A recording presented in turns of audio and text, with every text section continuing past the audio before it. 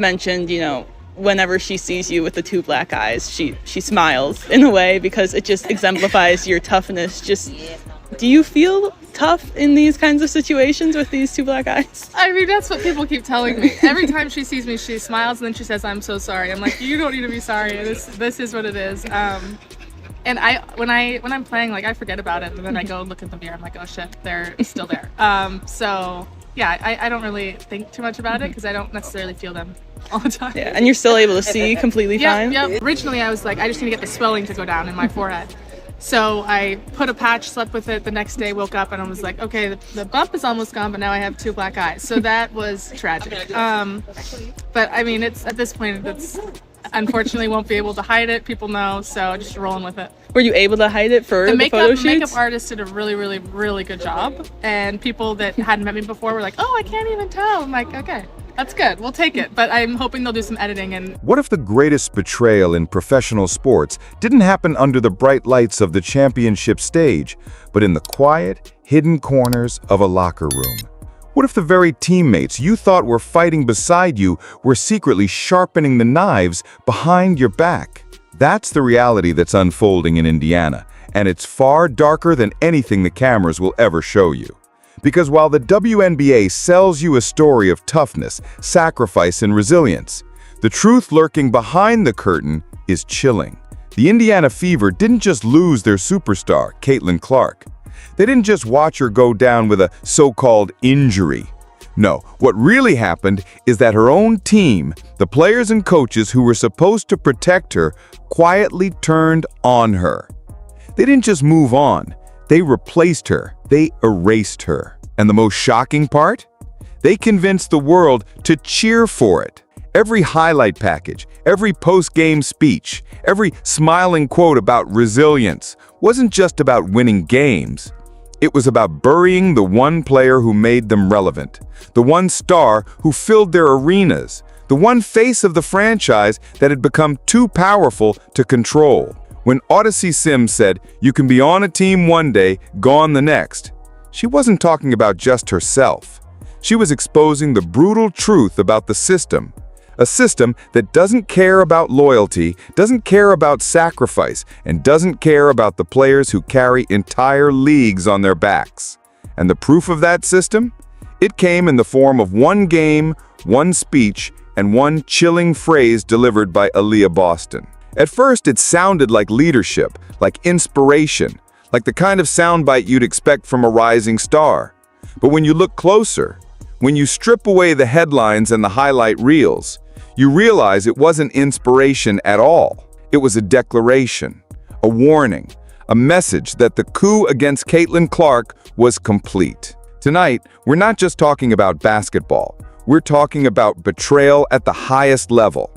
We're talking about how a franchise can rewrite history in real time, and how a player who should have been celebrated as the savior of the league became its greatest threat. Stay with me, because what you're about to hear is the story they do not want you to know.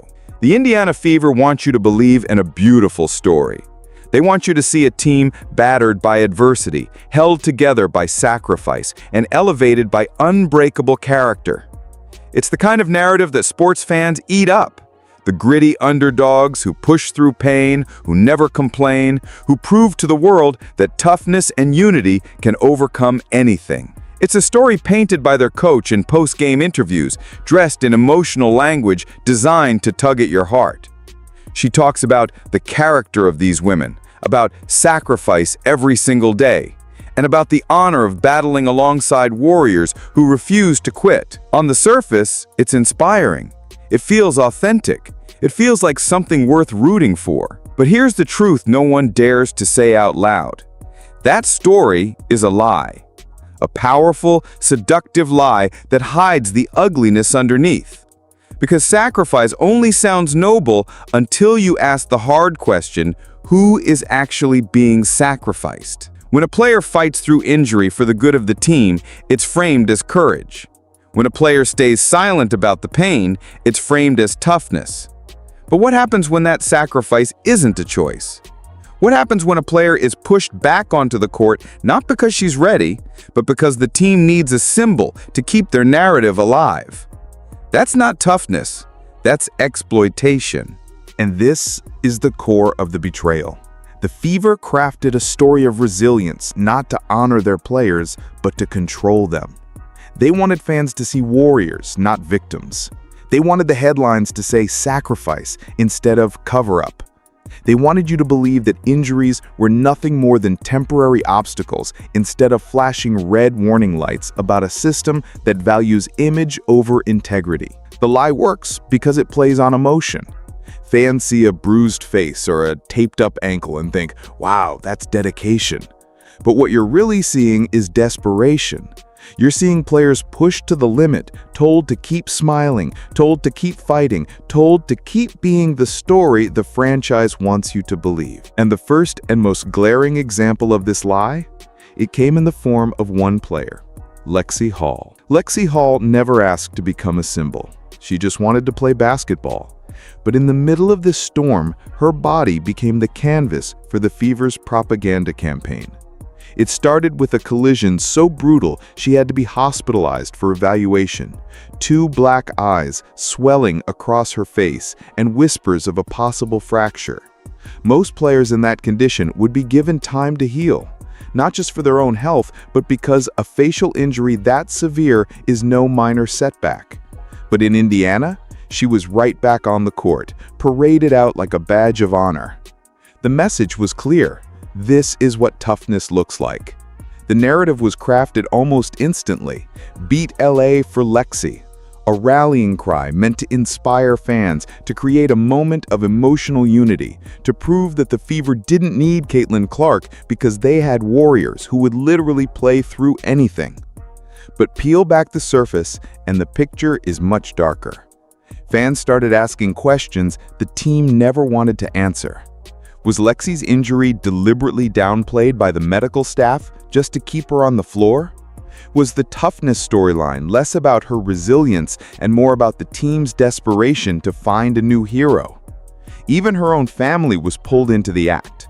Lexi's mother rushed onto social media, calling her daughter a tough kid and thanking fans for their support.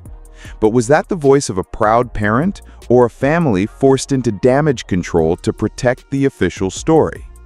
And then there's Lexi herself. Listen closely to her own words after the injury. She says she was relieved it wasn't a concussion or a fracture, and that she felt good about getting back to play.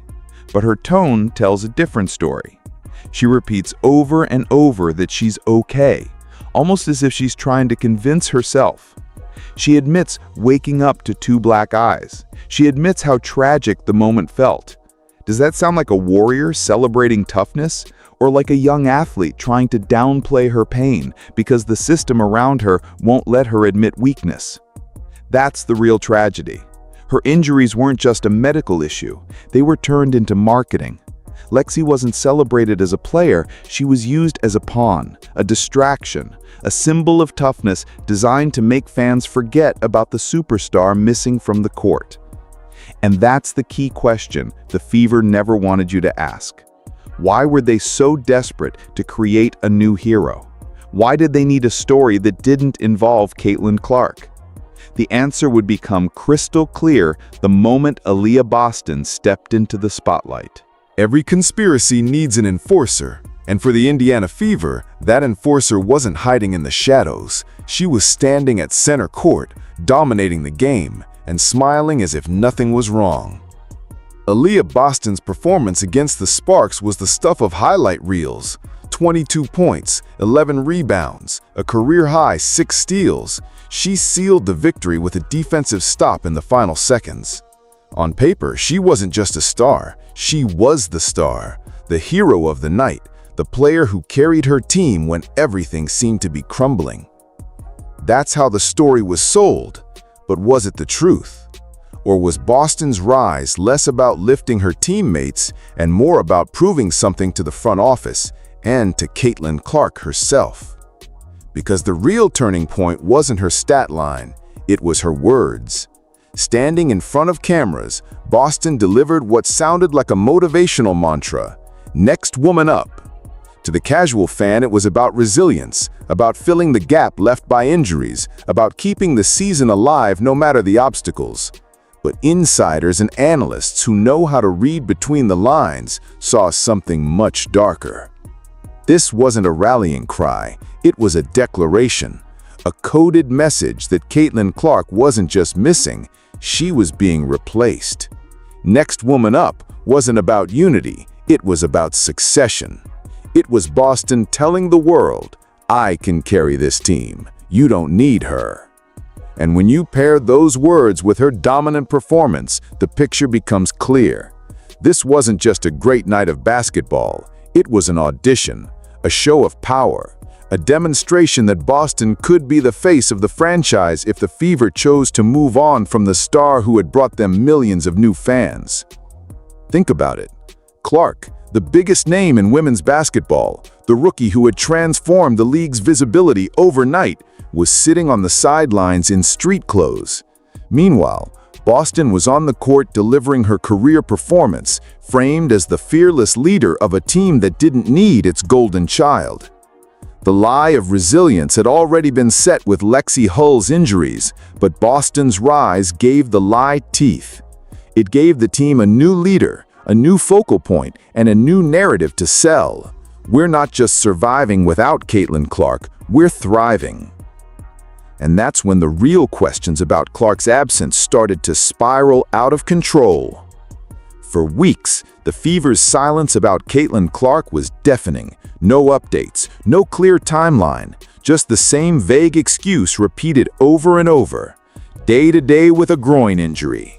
17 games, 17 nights of questions with no answers. Fans begged for clarity, analysts pressed the team for details, and every time, nothing but silence. But then the truth didn't come from a press release. It didn't come from a coach. It didn't even come from the front office.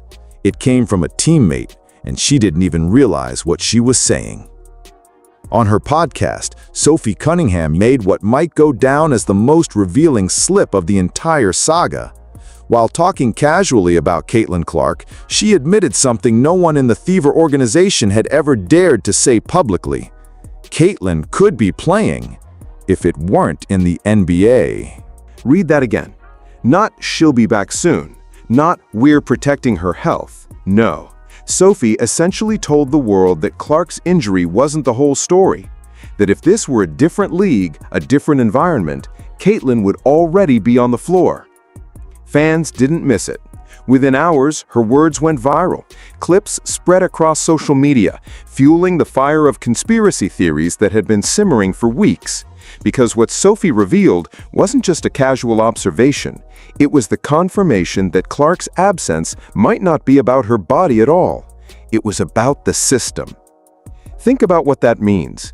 If Caitlin could physically play, but she isn't allowed to, then the groin injury excuse collapses. What replaces it is a far more sinister explanation that the WNBA, and maybe even her own team, is deliberately keeping her off the court. That her absence isn't about healing, it's about control. And in that context, Aaliyah Boston's Next Woman Up mantra suddenly shifts from motivational to chilling, because now it sounds less like encouragement and more like a coded confirmation that Caitlin Clark isn't coming back anytime soon, not because she can't, but because she isn't supposed to. Boston's rise was the public face of the coup, but Sophie's slip-up, that was the accidental confession, the piece of evidence too raw to spin, the moment the narrative cracked wide open. And once that truth leaked out, everything else about the Fever's behavior, their silence, their smiles, their insistence that they were happy without Clark, looked less like resilience and more like betrayal. At first, it looked like a simple win, a tough, gritty victory over the Sparks that pushed the Fever closer to the playoffs. But when you strip away the highlight reels, the smiling post-game interviews, and the carefully crafted headlines, what you're left with is something much darker. This wasn't just a win, it was the moment the coup became undeniable. Aaliyah Boston had already made her statement on the court, delivering the kind of performance that screams, "I can carry this team without her." Sophie Cunningham had slipped up off the court, hinting that Caitlin Clark's absence wasn't about injury at all, but about a league that didn't want her playing. Put those pieces together, and suddenly the Fever's entire demeanor takes on a new meaning. Because what stood out most after that game wasn't Boston's stat line. It wasn't the defensive stop that sealed the victory. It was the way the team carried themselves once the final buzzer sounded. Listen to their words. They didn't say they were determined. They didn't say they were fighting for survival. They said they were happy. Happy. Think about that. The biggest star in the league, the player who filled their arenas, who made them relevant, who brought more eyes to the WNBA than anyone in its history, is sitting on the sidelines in street clothes. And instead of longing for her return, instead of rallying behind her recovery, her teammates were smiling, laughing, and calling themselves happier without her. That's not resilience. That's relief. That's not unity. That's replacement. Every steal, every rebound, every basket wasn't just about beating the Sparks. It was about proving loyalty to the new order. It was about showing the front office, the league, and maybe even themselves that they no longer needed Caitlin Clark, that the sacrifice had already been made, and they were ready to move on without looking back. And that's what makes this betrayal so devastating. Because when betrayal is done in secret, you can at least pretend it never happened. But when betrayal happens in plain sight, with cameras rolling and microphones capturing every word, it's no longer just a stab in the back. It's a public execution. The Fever didn't just survive without Caitlin Clark. They thrived. They embraced it. They smiled through it. They sold it as a victory for resilience. And in doing so, they buried their superstar under the weight of their own celebration. This wasn't an accident. This was a message, a declaration that the coup was complete. But if the coup succeeded on the court, the real dagger came in the days that followed, when the Fever's victory became the league's proof of concept. The scoreboard said the Fever beat the Sparks 76-75. To most fans, it was just another gritty, hard-fought win in a long season. But for Caitlin Clark, that game might have been the most devastating loss of her career, and she didn't even play in it. Because this wasn't just about clinching a playoff spot. This was about proving a dangerous idea that the Fever, and maybe even the WNBA itself, could thrive without their biggest star. The narrative was flawless. A bruised-up Lexi Hull playing through two black eyes, Aaliyah Boston dominating both ends of the floor, a next woman up mantra that gave the illusion of unity, resilience, and toughness. And then, the final buzzer, sealing a victory that cemented the story the Fever had been desperate to tell. We don't need Caitlin Clark to win. That win became the cornerstone of the lie. Media outlets replayed Boston's highlights, praised Lexi's toughness, and painted the Fever as a team that had found their identity in the face of adversity. But identity is a tricky word. What they really found wasn't identity. It was justification. Justification for sidelining their superstar. Justification for moving forward without her. Justification for rewriting history before our very eyes. Think about the timing. For weeks, fans have been asking questions. Where was Clark? Why no updates? Why no transparency? But once the Fever secured their playoff spot without her, all those questions started to fade. The silence from the front office no longer felt suspicious. It felt validated. The victory gave them cover, and the cover gave them power. And that's why this game wasn't just a win. It was a burial. Every basket scored against the Sparks was another handful of dirt thrown on Caitlin Clark's role with the Fever. Every defensive stop was another layer of concrete poured over the idea that she was irreplaceable.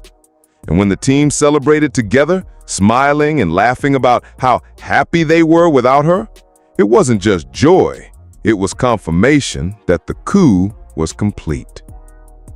The Fever didn't just prove they could survive without Caitlin Clark. They proved they could enjoy it. They proved the league could spin it as resilience. They proved fans would cheer for the replacement. And once that proof existed, the narrative of Caitlin Clark as the untouchable centerpiece of Indiana basketball was dead. The Sparks game wasn't about securing the playoffs. It was about securing the future. A future where Caitlin Clark wasn't the savior of the franchise, but the ghost haunting it. And that's why the most chilling question isn't when Caitlin Clark will return. The question is whether she even has a place left to return to. The cameras will tell you this is resilience. The box scores will tell you it's toughness. The headlines will tell you the Fever found their identity without Caitlin Clark. But if you've been paying attention, you know the truth is far more disturbing. What happened in Indiana wasn't just about a groin injury. It wasn't just about one player stepping up when another went down. It was about a system that decided its brightest star had become too powerful, too valuable, and too dangerous to the balance of the league. So they did what systems always do when someone threatens their control. They cut her out, quietly, efficiently, and in plain sight. Aaliyah Boston's rise wasn't just dominance. It was an audition. Sophie Cunningham's slip wasn't just careless, it was a confession. Lexi Hull's injuries weren't just bad luck, they were turned into propaganda. And the Fever's smiles, their laughter, their insistence that they were happy without Clark, that wasn't resilience, that was betrayal. The silence from the front office speaks louder than any post-game speech. It tells us the decision may already be made. It tells us Caitlin Clark might not just be sidelined, she might be erased. So here's the real question. Not when Caitlin Clark will come back, not how soon she'll heal, but what exactly will she be coming back to? Because if the coup is already complete, if the team has already chosen its new face, if the league has already proven it can move on without her, then Caitlin Clark's return won't be a comeback. It will be a war. And maybe that war has already been won.